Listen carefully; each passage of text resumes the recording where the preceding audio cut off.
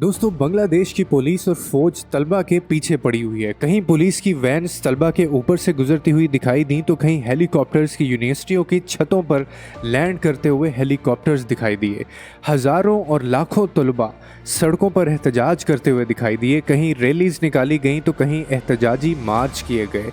देखते ही देखते तलबा की तहरीक इतनी ज़्यादा फैल गई कि उन्होंने मजबूर होकर सड़कों, हाईवेज़ और रेलवे सिस्टम को भी ब्लॉक कर दिया।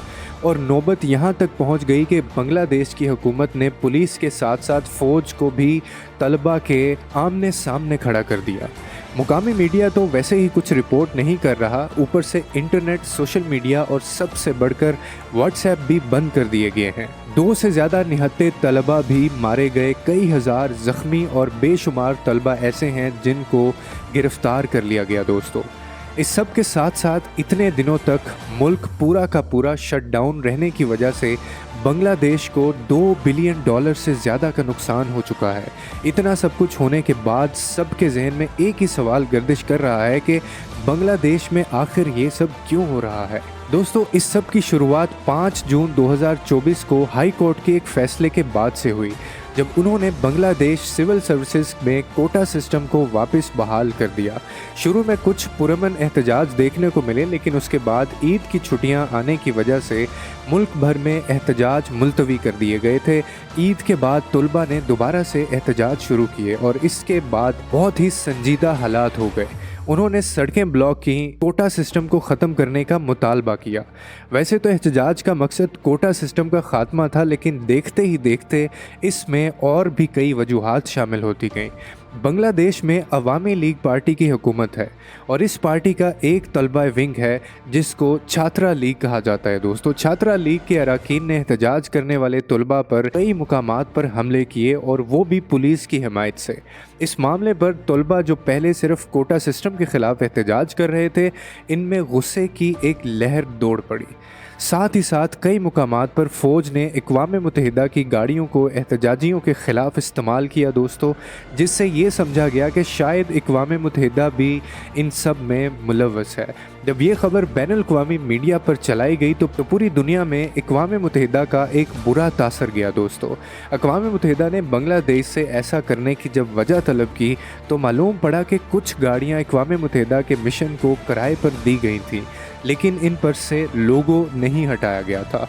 अभी एहतजाजियों का गुस्सा थमा ही नहीं था कि 14 जुलाई 2024 को बांग्लादेश के वज़ीर-ए-आज़म शेख हसीना ने कुछ रिमार्क्स दिए जिसने मामले को मज़ीद संगीन बना दिया। उनका कहना था कि आज़ादी के जंगजुओं को अगर मुलाज़मतों में कोटा नहीं दिया जाएगा तो क्या रज़ाकारों को दिया जाएगा। वज़ीर-ए-आज़म के इस बयान ने तो जैसे आग ही लगा दी। दोस्तों, लेकिन इस बयान की असल कीमत आपको तब समझ आएगी जब आपको आज़ादी के जंगजुओं और रज़ाकारों के बारे में इल्म होगा। जैसा कि आप जानते हैं कि 1971 से पहले बांग्लादेश पाकिस्तान का हिस्सा हुआ करता था। दोस्तों, इस वक्त इसको मशरक़ी पाकिस्तान, जबकि आज के पाकिस्तान को मगरबी पाकिस्तान कहा जाता है। मशरक़ी और मगरबी पाकिस्तान दोनों भारत ने तकसीम किया हुआ था।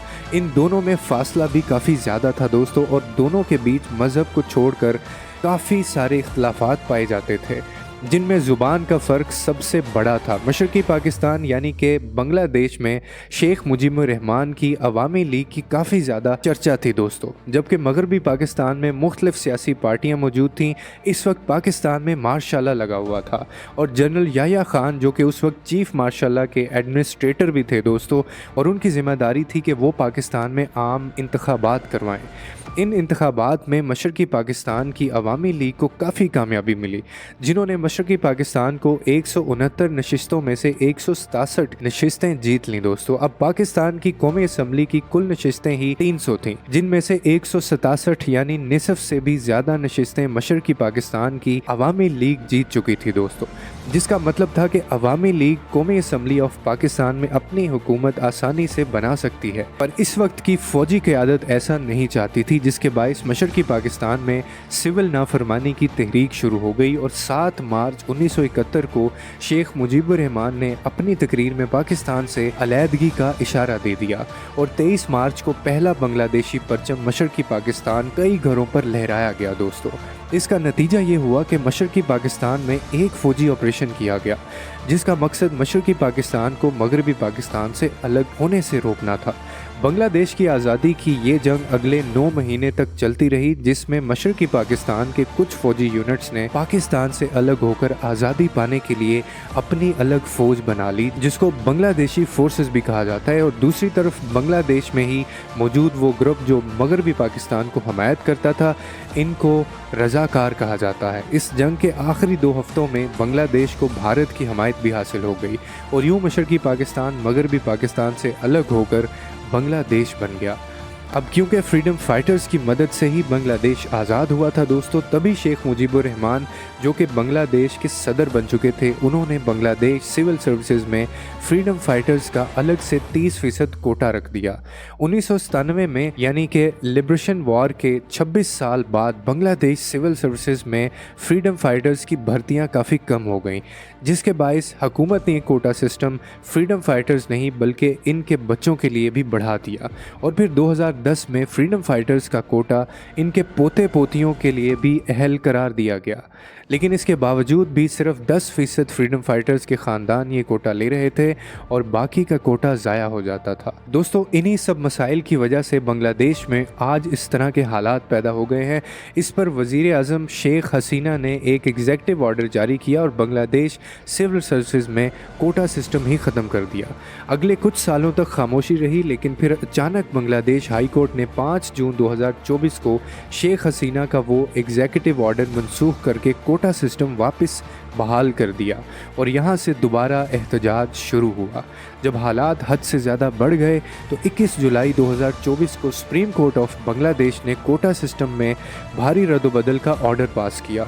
इस ऑर्डर में 93% कोटा मेरिट के लिए दिया गया, जो कि पहले 44% था, और फ्रीडम फाइटर्स का कोटा जो पहले 30% था उसको कम करके 5% कर दिया गया।